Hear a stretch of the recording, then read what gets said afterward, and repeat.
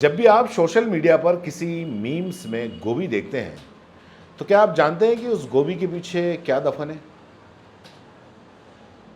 आपको तो सब्जी दिखती है, लेकिन ये सिर्फ एक सब्जी नहीं है, लाशें दफन है, सैकड़ों लाशें।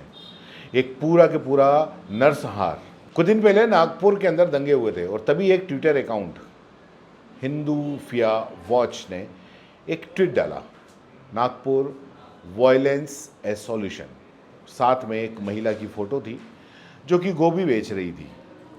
यही गोभी, इसी गोभी की तस्वीरें आपको मुर्शिदाबाद जो पश्चिम बंगाल है उसमें अप्रैल के अंदर जो हिंसा हुई थी, उस हिंसा के बाद भी आपको मिली होंगी। हल्द्वानी, उत्तराखंड, फरवरी के अंदर जो हिंसा के वक्त यही गोभी वायरल हुई थी। और अब तो लोग अपने ट्विटर बायो के अंदर कॉलीफ्लावर फार्म तक लिखने लगे हैं। तो आखिर क्या है ये सब? क्या है ये गोभी का कनेक्शन? क्या है कॉलीफ्लावर फार्म? क्यों लोग बाग इतना कर रहे हैं? तो इस बारे में थोड़ा सा डिटेल में बता देता हूँ मैं आपको। ये दरअसल कोई मासूम सा मजाक नहीं है, ये कोई ऐसा मासूम सा मीम्स नहीं है। ये एक कोडेड सिग्नल है, एक डॉग विसल। ये चुटकुला नहीं है बल्कि नरसंहार का जश्न है। आप सोचेंगे ये कैसे? तो उसके लिए आपको थोड़ा सा इतिहास में जाना पड़ेगा। आपको उस सच्चाई से मिलवाते हैं जो इस गोभी के नीचे दबा दी गई है। साल था 1989, जगह थी भागलपुर, बिहार। भारत में राम जन्मभूमि आंदोलन तेजी से जोर पकड़ रहा था। जगह जगह रामशीला पूजन यात्राएं निकल रही थी और जिसमें मंदिर निर्माण के लिए ईंटें इकट्ठा की जा रही थी।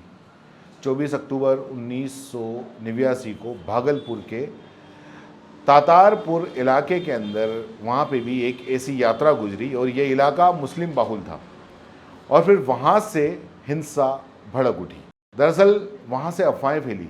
अफवाहें क्या फैली कि मुसलमानों ने हिंदू छात्रों को मार डाला और इसके बाद में जो हुआ वो भारत के इतिहास का सबसे भीषण सांप्रदायिक दंगा था।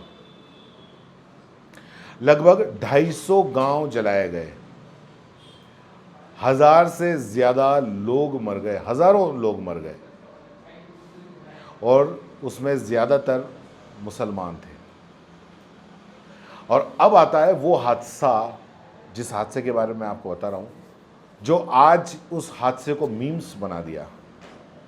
लेकिन ये सबसे भयानक था, लोगई गांव का नरसंहार। एक पुलिस अफसर, नाम था उसका रामचंद्र सिंह, और उसके नेतृत्व में 116 मुस्लिमों को पुलिस वालों ने मार डाला।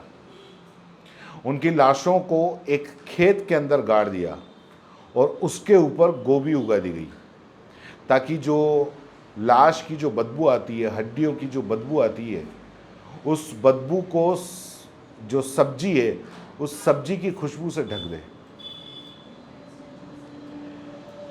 25 दिन तक सन्नाटा रहा इस इतने बड़े नरसंहार, एक साथ जिन लोगों को मारा। और 25 दिन बाद एक राहत मिशन गांव पहुंचा। गांव वालों की बातचीत से अफसरों को शक हुआ और गोभी के खेत के नीचे उन्होंने बताया कि लाशें हैं। और जैसे ही खुदाई हुई, जो सामने आया उसने इतिहास की रूह तक हिला दी। आप देखिए कि इतिहास की किताबों में इस नरसंहार को कहीं कोने में लिखा गया है। न सरकारों से ने इंसाफ किया और न ही किसी की जिम्मेदारी तय की इस सबसे बड़े नरसंहार के लिए। एक इंक्वायरी कमीशन बैठा, रिपोर्ट भी आई, लेकिन आज तक जिन्होंने नरसंहार किया उन पर आज तक कोई बड़ी कार्रवाई नहीं हुई। आज 45 साल बाद उसी गोभी को लोग मजाक बना रहे हैं, मीम्स बना रहे हैं। Great cauliflower harvest, time to grow cauliflower again, solution time. ये ट्विटर ट्रॉल्स नहीं कर रहे, अब तो बीजेपी कर्नाटक का जो ऑफिशियल अकाउंट है वो भी यही तस्वीरें पोस्ट कर रहा है। आपको बताते हैं कि अमेरिका में जब ब्लैक लोगों को मारा जाता था तो गोरे लोगों का जो संगठन है वो फांसी के फंदे का इस्तेमाल करने की धमकी देते थे, ये जो गोरे लोग थे वो। और आज वहाँ पर वो सिंबल बैन है। जर्मनी में स्वास्तिक और एसएस चिन्ह को नाजीवाद का सिंबल मानकर कानूनन उस पर प्रतिबंध लगा दिया गया है। क्यों? ताकि जो दर्द उनके नागरिकों ने सहा है वो दोबारा किसी मीम्स या मजाक में उसको न बदल दिया जाए। भारत के कानून, भारत में भी हमने 1979 के बाद एक कदम उठाया था, SC/ST prevention of atrocity act, ये बनाया।